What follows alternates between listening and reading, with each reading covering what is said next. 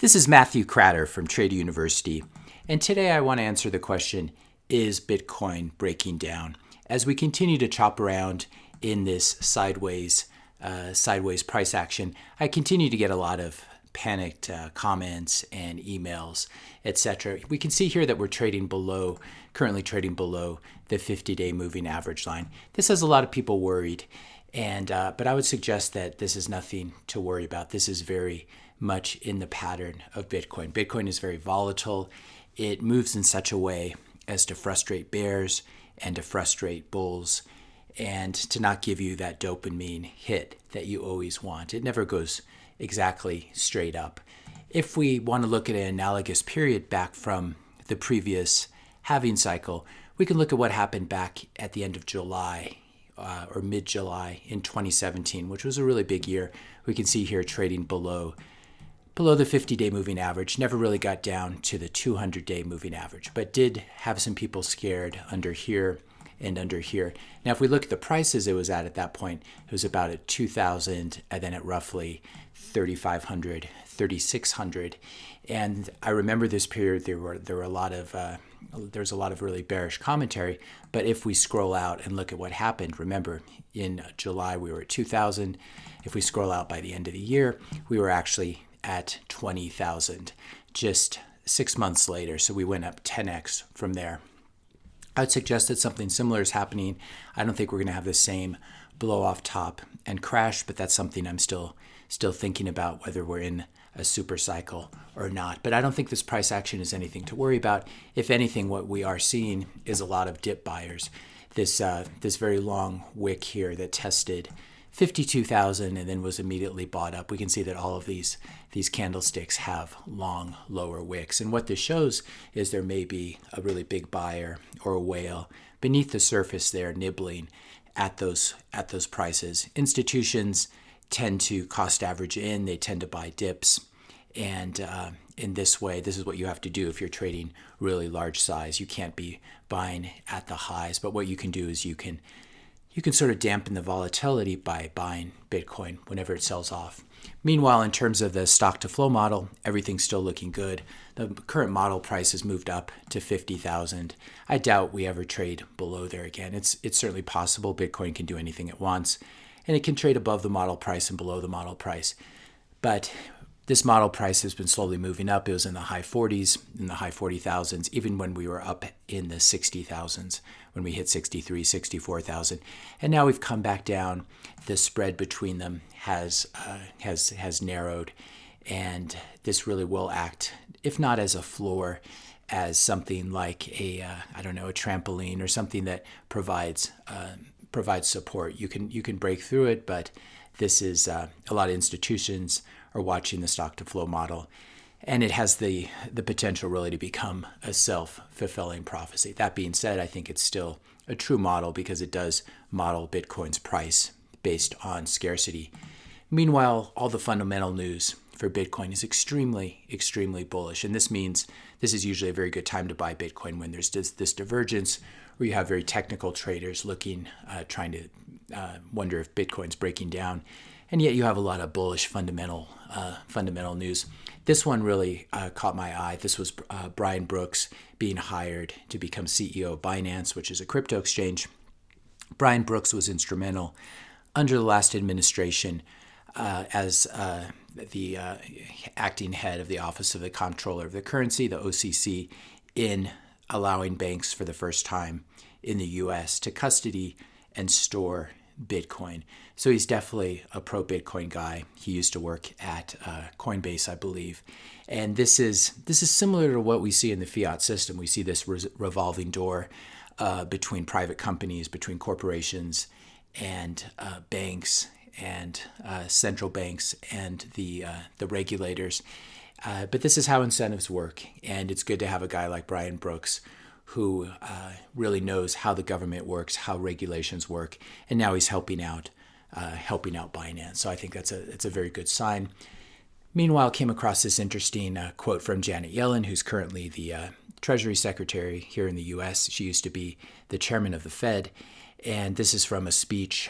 I'm not going to play it now, but the key quote is, "No authority the Federal Reserve, has no authority to regulate Bitcoin in any way because there's no central issuer or network operator to regulate. This is very, very different from XRP, which of course was issued by Ripple Labs, and very different as well from Ethereum, which is much more centralized. We know who the founder is, and it's much more centralized in terms of its servers. It runs on Infura and AWS, etc. So this is an interesting quote. Obviously, Yellen could still try to make moves against Bitcoin, but her own words here would be used against her in a situation like that. Obviously, she's no longer at the Fed, she's at the Treasury, but this does provide an insight into her understanding of Bitcoin as a completely decentralized protocol. Meanwhile, in the same category of governments banning Bitcoin, this is what happens when you ban Bitcoin. It's just like banning some new drug or banning some new book, as they did, for example, with James Joyce's Ulysses. If you ban a book, it's the best free publicity you could give anyone. Likewise with Bitcoin. Once the government banned cryptocurrency and they're in this period of hyperinflation where the currency is really collapsing, you can see here that the Google searches for Bitcoin have surged over the last week or so. And this is what happens if you go against Bitcoin. You still provide it with publicity. As they say, there's no such thing as bad publicity. And really, the government cannot stop people from buying Bitcoin or sending it peer-to-peer, even in Turkey. Meanwhile, back in the U.S., we have yet another city. We've talked about Miami becoming Bitcoin friendly, and the mayor there. This is the mayor of Jackson, Tennessee, saying that he wants to pay city employees using Bitcoin, and they're actually going to possibly begin mining Bitcoin themselves and adding it to the city balance sheet, which is hard to imagine. Meanwhile, back in the Middle East, there's going to be the first. This is a crypto fund to be listed, but it's actually the Bitcoin fund. It's QBTC, and this will now be co-listed in Dubai, and will be trading in the Middle East. So more money flows coming into Bitcoin via this Dubai listing. Meanwhile, if you've been paying attention to inflation, the latest inflation numbers for the 12 months, the most recent data we have, which is for the 12 months ended in March 2021, inflation rate ticking above 2%. And the Fed chair, Powell, has said that he wants to let inflation run a little bit hotter. Obviously, 2% has been sort of the target over the past 20 years or so, and now we're beginning to see moving above that. Of course, CPI inflation, as we all know, if you've been watching this channel, it's a very fake number. If we look at real inflation in the economy, we see quite a bit of it. Toilet paper, there are no longer toilet paper shortages, and it's hard to attribute these sort of price increases anymore to supply chain shortages or results of the pandemic. There has been the system has been recovering from that, and we're just seeing prices going up, whether it's toilet paper, diapers, other consumer products. As we mentioned in a previous video, Coke just raised prices because of to offset higher commodity costs. Great tweet here from Charlie Bilello talking about commodity prices, how they've moved over the past year. Lumber being up the most, up 265%, followed by the energy complex up anywhere from 100% to 210%. Of course, crude oil went negative about this time last year, so the actual increase might actually be infinite if you do the math. That being said, we can see these huge increases across the whole commodity complex, from food like corn and soybean, precious metals, and sugar, cotton, all the other energies like natural gas, etc. And the really shocking thing down here, and I think it was Michael Saylor who pointed this out, and then was sort of trolling Peter Schiff, and even Peter Schiff's son was making fun of him. Gold up 3% over the last year. For any of you who still doubt, or who still believe in gold and wonder whether it's a good store of value in the modern age, these shiny yellow rocks, you would have been much better investing basically in any other commodity rather than gold. And this is because Bitcoin is stealing market share from gold.